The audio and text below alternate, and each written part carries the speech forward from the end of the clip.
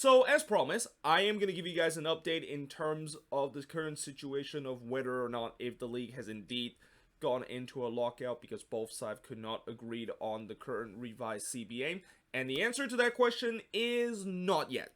And the reason why that is the case is that it seems like it's deja vu all over again. Where remember last year where both sides literally had to extend the old CBA deadline to a week so that they can continue to negotiate on a new CBA, and they got it done in the 11th hour. Well, guess what? It seemed like it's happened again, where basically the deadline of both sides need to agree on this current revised CBA is now going to be extended a week, and the new deadline is going to be February 4th at 11:59 p.m. Eastern. And I'm actually going to read this statement from Major League Soccer in terms of the ongoing discussion with the MLSPA. Major League Soccer met with the MLSPA and players yesterday to continue discussion on how to address the ongoing impact of the COVID-19 pandemic. Although we remain far apart, we will extend the 30-day negotiation period by 1 week to provide every opportunity to finalize an agreement. As part of the extension, MLS and the MLSPA are committing to a regular schedule of meeting over the coming days. MLS had made a thoughtful, fair, and simple proposal to pay players 100% of their compensation in 2021 in exchange for an extension of the CBA for 2 years through the 2027 season. In our discussion with the MLSPA, we have emphasized the importance of the 2-year extension to allow the league and club to recover a portion of losses incurred in 2021 as a result of the pandemic, while protecting the long-term health of the league by providing stability, which promote ongoing investment. Importantly, MLS proposal does not include structural change to the CBA and don't seek any additional restriction on players' free agency rights during the term. Given the impact of COVID-19 on how clubs will need to operate during preseason, we must finalize an agreement in the coming days in order to provide teams and players adequate time to prepare for the opening of training camp. If we're unable to finalize a new CBA by 11:59 p.m. Eastern Time on February 4th, the MLS Labor Committee has voted unanimously to authorize the league to terminate the CBA and institute a lockout. To be clear, we are committed on getting a deal done and will make ourselves available at any time in any format to meet with the MLSPA and players. Given the ongoing pandemic, the league will continue to pay the health insurance premium for players and their family in the event of a lockout. So this pretty much confirmed that if both sides does not reach an agreement on a new revised CBA, that means, yeah, the league is indeed heading into the first ever lockout. And there's also a couple of things that I'm gonna break down in terms of this statement. First of all, the league basically said that they are really want to make sure that this current CBA is now going to be extended to the 2027 season. And I like how the league basically said, we have emphasized the importance of the 2-year extension to allow the league and club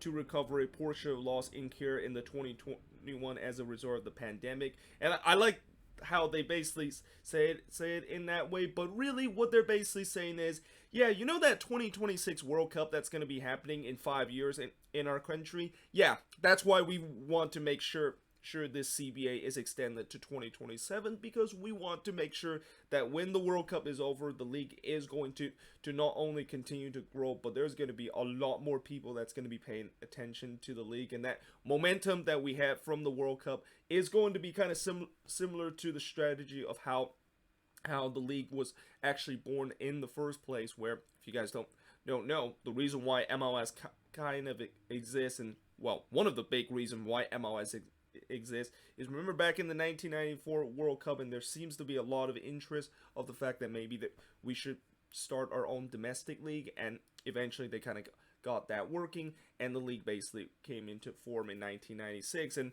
the only thing different is this time is basically now we're going to get even more of an audience to potentially watch the league, and that means we're going to make an even more sum of money during that season compared to other season, and we can maybe use that money to kind of repair in terms of the gigantic loss that we have suffered in this past season, and also potentially in this upcoming season. Now, the other important thing that I note in this statement is that, importantly, the MLS proposal does not include structural change to the CBA and doesn't seek any addition restriction on player free agency rights during the term. And what that basically means is, yeah, we rejected your recent proposal where the MLSPA recently created a proposal talking about how we need to decrease the concession value, and that we basically will decrease free agency eligibility by 1 year. And the MLS ownership group basically just laugh at that proposal and say, no, we're not going to accept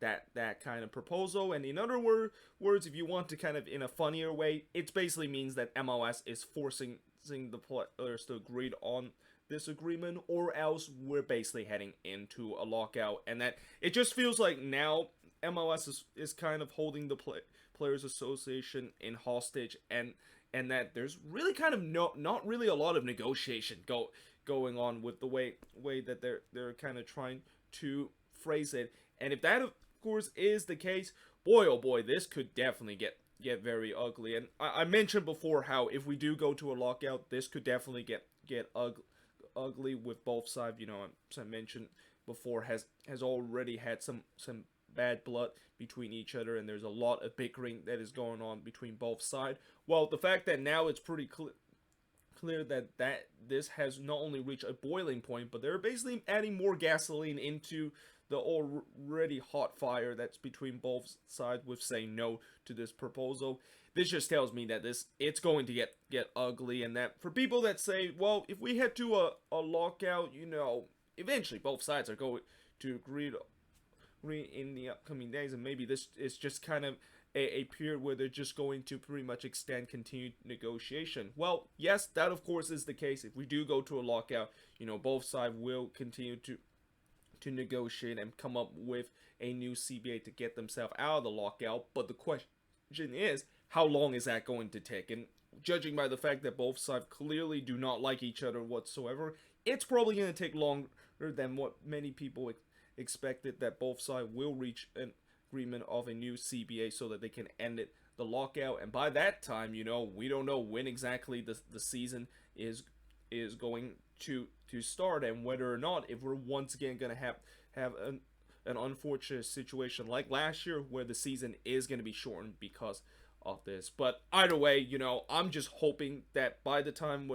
when February 4th comes, that the answer to the question of whether or not if the league is heading to a lockout or not is that the league is not heading to a lockout. I mean, feels like if the league is heading to a lockout, there's going to be a lot of bad things that's going to be happening in the league. And that, you know, I talk about how MLS has really grown in these last couple years. Well, the last thing the league needs right now, especially after suffering such a huge loss that they had last year, is to head to a lockout and pretty much end a lot of the interest in terms of fans want to pay attention to the league because of the fact that the league is heading into a lockout. So yeah, we shall see how it's going to go, and I'll probably make another follow-up video on February 4 or whenever they officially agree on the current revised CBA and basically avoid a potential first ever lockout that's going to be happening in MLS history. But until then, hope you guys enjoyed this video. If you do, make sure you guys leave a like, smash the subscribe button. Let me know in the comments below what do you think of this video and what's your reaction to this whole situation. I know this situation is definitely very frustrating, and I'm kind of frustrated as a fan too, because I really want the league and also both sides to eventually figure this out so that we can get the season start on time. Well, not exactly on time, but actually follow the same schedule that they release on Monday of when exactly preseason and the first game of the season is going to start. But yeah, hope you guys enjoyed this video, and I will see you guys next time.